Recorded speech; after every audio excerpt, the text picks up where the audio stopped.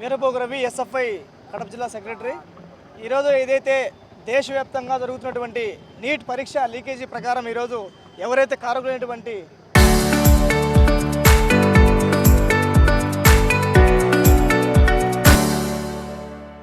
కేంద్ర విద్యాశాఖ మంత్రి నరేంద్ర ప్రధాన్ గారు వెంటనే రాజీనామా చేయాలని చెప్పేసి ప్రధానమైన డిమాండ్గా ఈరోజు ఆల్ ఇండియా పిలుపులో భాగంగా చేయడం జరిగింది. అదేవిధంగా కడప జిల్లాలో కూడా అన్ని విద్యార్థి సంఘాలు, యువజన సంఘాలు, ప్రజా సంఘాల ఆధ్వర్యంలో ఈరోజు విద్యార్థులతో అనేక ఆందోళన చేయడం జరుగుతుంది. ఒకటే డిమాండ్ ఏంటంటే ఏదైతే నీట్ లీకేజీ 23 లక్షల విద్యార్థులతో చలవాటమాడుతున్నటువంటి యొక్క నరేంద్ర ప్రధాన్ని వెంటనే రాజీనామా చేయాలి. ఏదైతే ఎన్టీఏను రద్దు చేసి అందరికీ కూడా విద్యార్థులకు ఏ అవకతవక దొరకకుండా కూడా భవిష్యత్తులో మంచితనంగా చూసుకోవాలి. ఈరోజు కేంద్ర ప్రభుత్వం 21 మంది విద్యార్థులను బలి తీసుకోవడం జరిగింది. దీన్ని కేవలం ఈ యొక్క బీజేపీ ప్రభుత్వం తీసుకున్నటువంటి నిర్ణయాల వల్ల అని చెప్పేసి మేము స్పష్టంగా తెలియజేస్తున్నాం. ఇప్పటికైనా కూడా నరేంద్ర మోడీ గారు అక్రమ అరెస్టులు మానేసి ఎవరైతే సోనం వాంగ్చుక్ గారిని వెంటనే అరెస్ట్ చేయడం జరిగింది. దీనికి అనుగుణంగా ఈరోజు మేము పెద్ద ఖండిస్తున్నాం. ఇప్పటికైనా కూడా ప్రజాస్వామ్యంలో హక్కులను అడిగేదానికోసం ప్రతి ఒక్క మనిషి కూడా ఉందని చెప్పేసి మేము చెప్పబోతున్నాం. దాన్ని అరికడితే రాబో రోజుల్లో మీ యొక్క కూటమి బీజేపీ ప్రభుత్వానికి కింద పడగొద్దని సిద్ధమవుతామని చెప్పేసి స్పష్టంగా తెలియజేస్తున్నాం.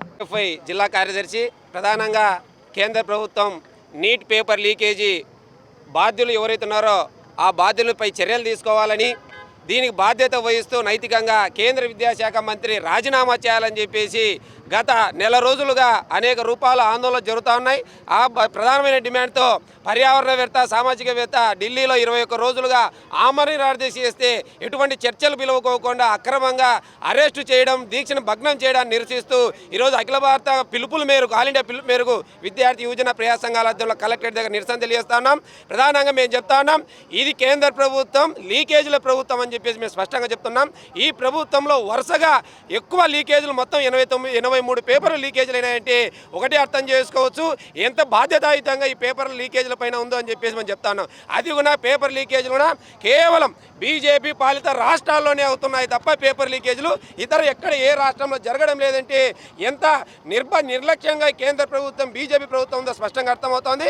కాబట్టి ఇప్పటికైనా ఈరోజు కేంద్ర ప్రభుత్వం చర్చలకు పిలవాలి, పార్లమెంట్లో దీన్ని ప్రధాన అజెండాగా పెట్టాలి.